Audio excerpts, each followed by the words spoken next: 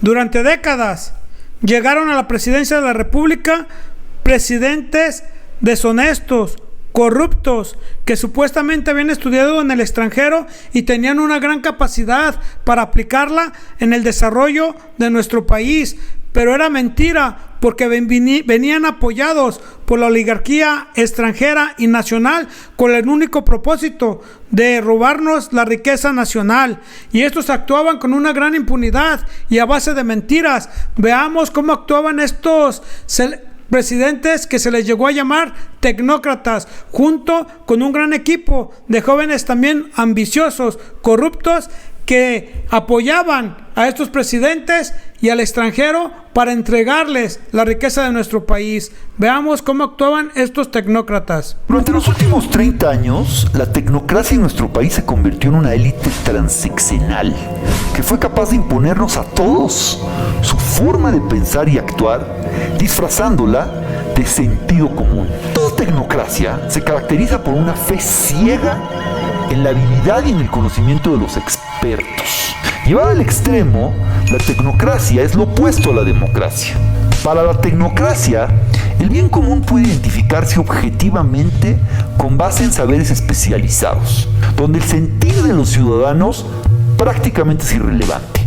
Para el tecnócrata, los ciudadanos no saben, no entienden, no pueden opinar, son tontos, tampoco pueden decidir nada que no sea votar cada 3 o 6 años. El típico tecnócrata pensaría, por ejemplo, que no hace falta consultar a los indígenas sobre la apertura de una mina dentro de su territorio, porque los indígenas no saben nada de extracción de metales. Alguien que piensa como tecnócrata, aunque probablemente no se dé cuenta de ello, dirá seguramente que los ciudadanos de este país no podemos opinar sobre la construcción de un aeropuerto porque no sabemos de aeronáutica, porque no sabemos de ingeniería civil, como si el tema no tuviera ninguna repercusión en nuestras vidas. Los tecnócratas engañan a la sociedad y engañan a los políticos, porque nos hacen creer a todos la falacia de que son un gestor neutral, que no tienen ideología, e incluso que no hacen negocios como los hacen.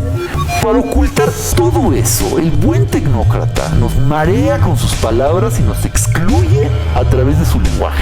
En lugar de explicar las cosas de manera sencilla, el buen tecnócrata complejiza todo excesivamente, porque claro, ahí radica precisamente su poder, en que no entendamos nada de lo que nos dice. Por eso, en el tema del aeropuerto será fundamental traducir los conceptos técnicos en cosas que la ciudadanía sea capaz de digerir, para que así pueda emitir su voto informado, obviamente, el día de la consulta. Esa consulta, a la que ha convocado el presidente electo, puede tener muchos defectos. Puede tener problemas de diseño, puede haber sido organizada a las prisas, podría tener una participación muy escasa. Pero el ejercicio democrático representa un cambio simbólico en la forma en que se han hecho las cosas en nuestro país. Por una vez, creo yo, en lugar de escuchar solamente la opinión de los tecnócratas o de los políticos, se escuchará la opinión de los ciudadanos. Aunque sea únicamente por eso, creo que vale la pena participar en el proceso que tendrá lugar entre el 25 y el 28 de octubre.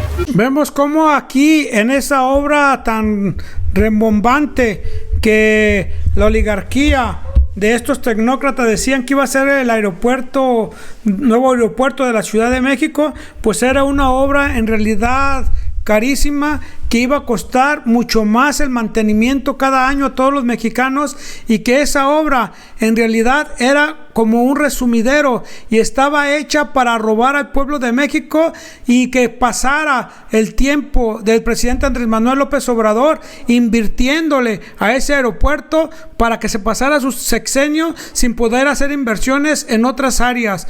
Por lo tanto, el presidente Andrés Manuel López Obrador, cuando llegó, hizo a un lado a todos esos tecnócratas y sus proyectos, y él agarró el nuevo rumbo que llevamos ahorita actualmente en nuestro país. Esos proyectos estaban de acuerdo con la oligarquía extranjera y nacional, para que hundieran a nuestro país en la pobreza y que estuviéramos nada más aumentándole cada año el presupuesto a esa obra inútil, y que por un lado nos hacían obras supuestamente necesarias de primer mundo, pero por otro lado nos robaban los pozos petroleros, por otro lado nos robaban las minas, nos robaron los ferrocarriles, nos robaron las empresas transnacionales. Entonces esos son los tecnócratas que engañan y actúan en contra del pueblo de México con mentiras, y todavía por eso ahí está su defensa al INE. ¿Quiénes han ido? Los que están yendo a estudiar, o los que fueron a estudiar a esas grandes universidades al extranjero. Esto viene a colación por lo que vamos a ver en unos momentos, de que era la profecía que existía de que en México, a través de estos servidores públicos o presidentes de la República y servidores públicos de los que se rodeaban estos presidentes, para que nada más les firmaran y avalaran los jóvenes aspiracionistas, como dijo el presidente Andrés Manuel López Obrador, nada más les avalaran y les estuvieran firmando todo lo que ellos desearan. Y todavía hay mucho de esto en algunos gobiernos estatales. Veamos quiénes estudiaron en el extranjero y decían que eran tecnócratas. Mire, Harvard, nicho de expresidentes que políticos estudiaron ahí.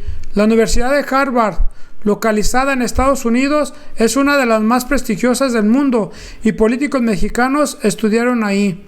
La Universidad de Harvard, localizada en Massachusetts, en la costa este de los Estados Unidos, es una de las más prestigiosas a nivel mundial, e incluso ha ocupado el primer lugar durante 20 años en Shanghai Rating, que avalúa a los mejores centros de estudios del planeta, y varios expresidentes mexicanos han pasado por los pasillos de dicha institución. En la Universidad de Harvard, los estudiantes pueden cursar licenciaturas como estudios empresariales, economía, ciencias políticas, derecho, bioingeniería, entre otras carreras. No solo se trata de uno de los centros escolares más demandados del mundo, sino también de los más costosos, pero existen cursos que permiten la accesibilidad a más personas.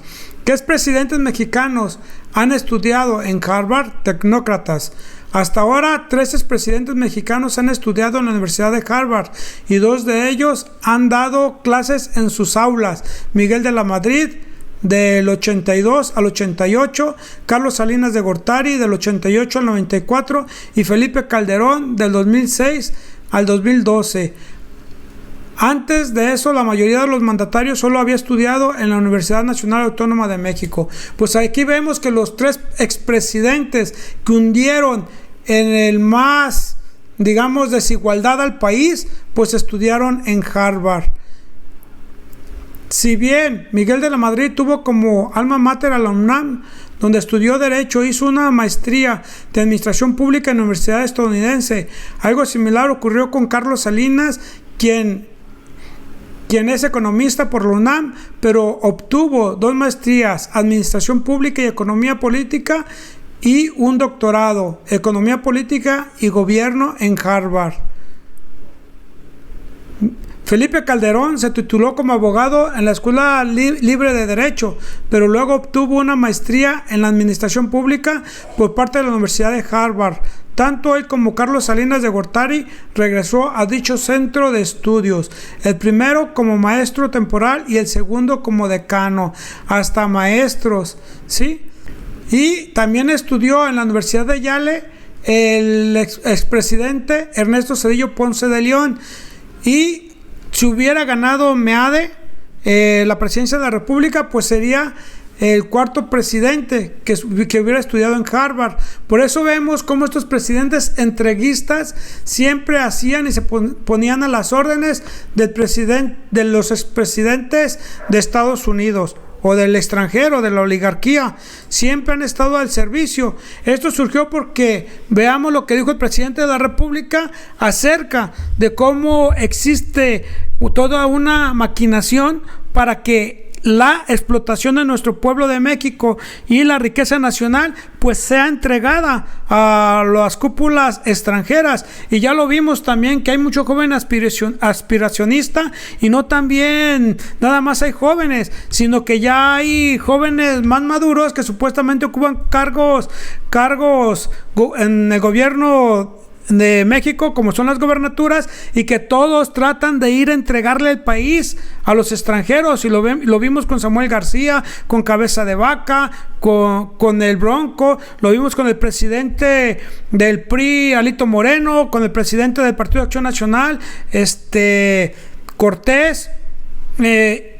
Todos han ido a quejarse y a tratar de entregar al gobierno de México al extranjero, hasta al rey Felipe allá en España. Veamos qué es lo que dice el presidente Andrés Manuel de lo que existe o lo que predijo una persona que de gobierno de los Estados Unidos, cómo dominar a México. El exsecretario de Estado Robert Lance, dirigida a William Rudolph Hearst, en relación a la campaña de su cadena de periódicos. Así es el dueño de los periódicos, ¿no?, que era muy poderoso, para poner en la presidencia de México a un estadounidense y terminar con la Revolución Mexicana, que amenazaba los intereses de las grandes corporaciones norteamericanas, principalmente petroleras. Fíjense lo que decía: México es un país extraordinariamente fácil de dominar, porque basta con controlar a un solo hombre, el presidente. A ver, no, espérate, es que lo que viene es lo mejor.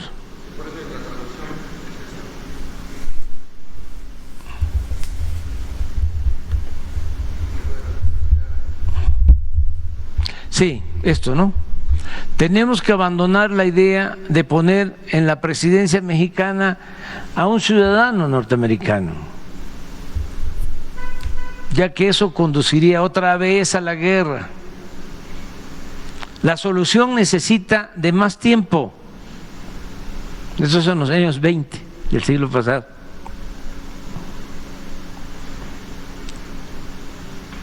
Qué profético. Debemos abrirle a los jóvenes mexicanos ambiciosos las puertas de nuestras universidades y hacer el esfuerzo de educarlos en el modo de vida americano, en nuestros valores y en el respeto del liderazgo de Estados Unidos. México necesitará administradores competentes y con el tiempo esos jóvenes llegarán a ocupar cargos importantes y eventualmente se adueñarán de la misma presidencia, y sin necesidad de que Estados Unidos gaste un centavo o dispare un tiro, harán lo que queramos y lo harán mejor y más radicalmente que lo que nosotros mismos podríamos haberlo hecho. Es buenísima la cita. ¿La conocían ustedes? No todos. Por eso la mañanera es la mañanera, porque esto pues no lo van a escuchar ni lo van a ver en la telera.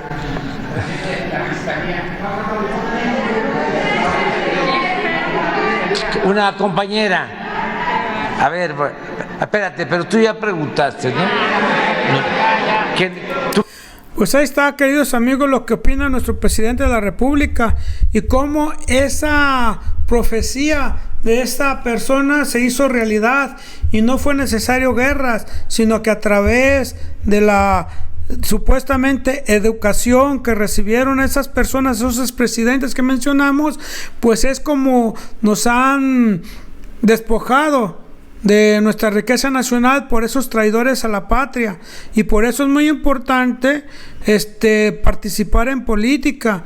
Es muy importante que nosotros ya tengamos conciencia por quiénes vamos a votar, que no nos vayamos y votemos por el que nos da una despensa, por el que nos da 500 pesos, por el que nos lleva, digamos, a un paseo. No debemos hacer eso, porque es muy doloroso que, pudiendo nuestro país ser uno de los más desarrollados del mundo por la riqueza que tenemos en nuestro territorio nacional, que todo esto se pierda porque nosotros entreguemos a la nación a cambio de cualquier cosa. Tenemos que hacer patria y tenemos que estar muy listos en lo que viene, Pues, queridos amigos, eso es todo. Hemos llegado al final de este video. Déjenme aquí abajo sus comentarios. Nos vemos hasta la próxima.